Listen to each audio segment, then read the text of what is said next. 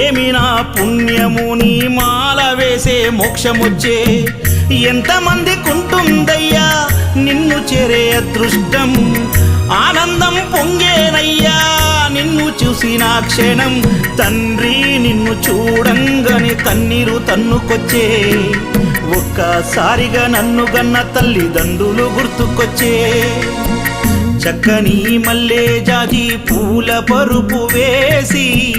బంగారు ఊయల గట్టి ఊయలూపనా